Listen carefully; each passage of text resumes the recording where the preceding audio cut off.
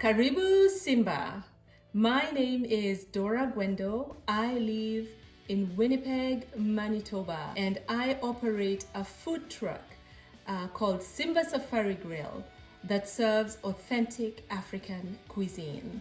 This is my second video. On my first video, I explained to you how my love of cooking began. As a young child, we were always cooking, and this became something that I started to love and I enjoy to this day. And so I wanted to do something more than just cooking in the house, and I started to do commercial cooking. Before we had Simba, we would rent out a commercial kitchen and then take the food to wherever it was needed. And then God presented us with an opportunity that we could not turn down. And that is how Simba was born. Before we could get this food truck, there were many things that we needed to do. And this was because we wanted to start something that would be a successful business. And so today I want to talk about some of the steps that we took to sort of have or bring or start on a firm foundation so that Simba would be successful as it grew as a business. And so one of the first things that we had to do was to do research. We never wanted to start a business that would fail. We never wanted to run this business like somebody else ran their business, because you don't know what people do when they run their business. You need to go into business being well informed of what the expectations would be and being well informed of what you would need to put down to get it started. And so our goal was to learn as much as we could before we put any money down, before we put anything on the ground, to be able to make Simba successful.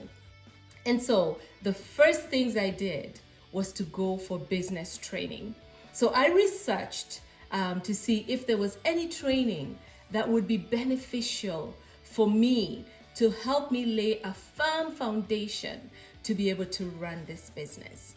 And I came across a business training that was being offered by my province, by the province of Manitoba. This business training would be able to give me a certificate at the end of it, but it would walk me through the important stages of running a business. And when you're running a business, you need to be able to be sure that you are also complying with the rules and regulations of the land where you're running that business. And this training was going to be able to help me do that. This training was going to be able to equip me with how to write a business plan, what I needed to do even as I wrote that business plan, so that in the end, my business would be successful. And so I jumped and registered for this training. There was a cost to it. This cost was an investment.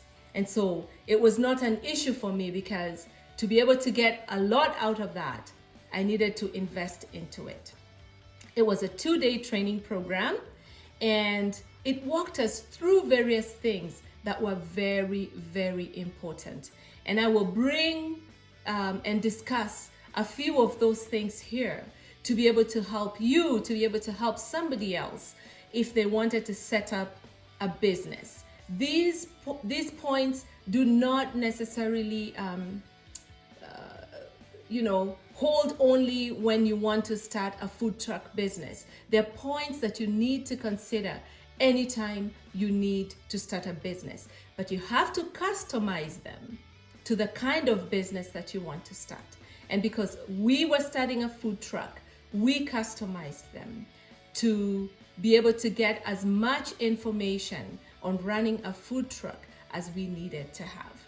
And so the first things that we needed to consider that was taught to us on this training was about a business name. How important a business name was. Many times we come up with different business names. Take the first 2 letters of your first child's name, the first 2 letters of the second child's name, and bam, you have a business name. No, you always need to consider if that business name reflects what your business is about. And so that's the first thing we had to think about. And that's Simba Safari Grill was born. The second thing that was important for us to do was market research. Yes, we had been cooking this food, taking it out to the various events and various venues where it was being served. But how would a food truck benefit us? If we got a food truck, would it help us to be able to do this?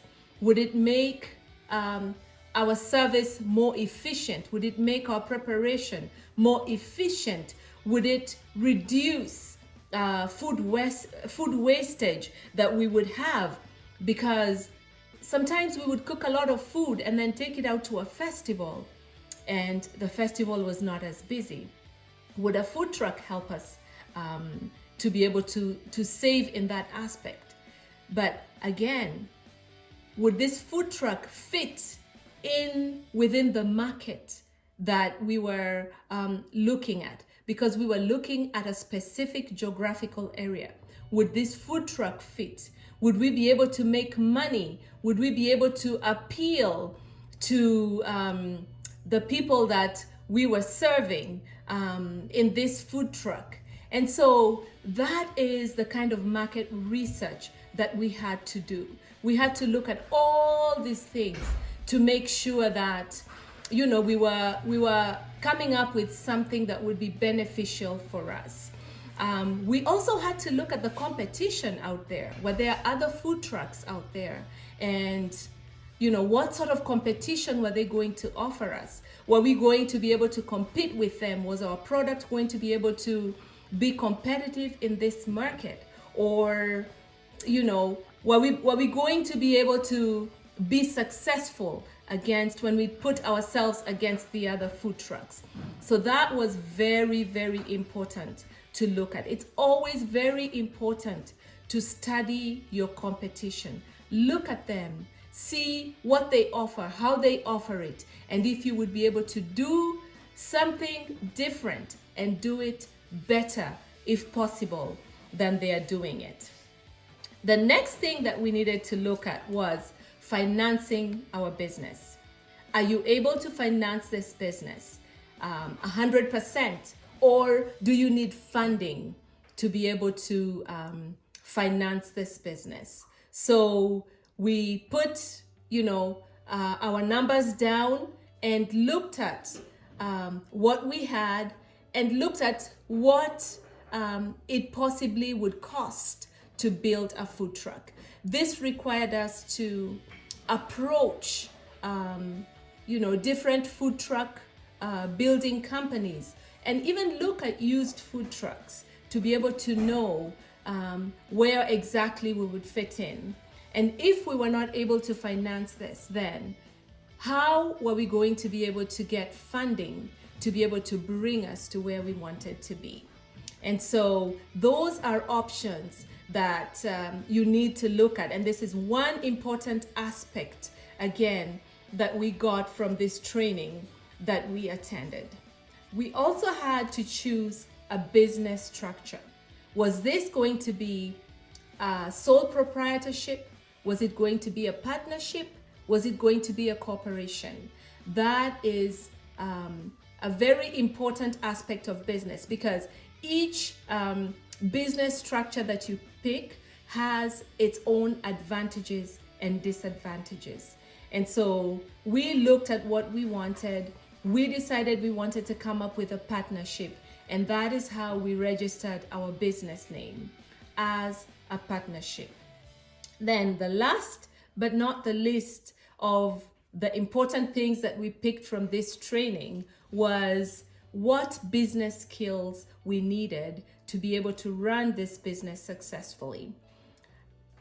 What sort of skill set did we need to operate the food truck? What sort of skill set did we need to be able to put out a product that would be appealing, to be able to sell it, to be able to make this venture profitable, and to be able to make sure that we meet the rules and regulations that are set out within the government in regard to business. After looking at all these things, we were able to come up with a business plan. And this business plan is what helped us to be able to execute and to be able to bring about Simba Safari Grill. I hope this has been helpful to you.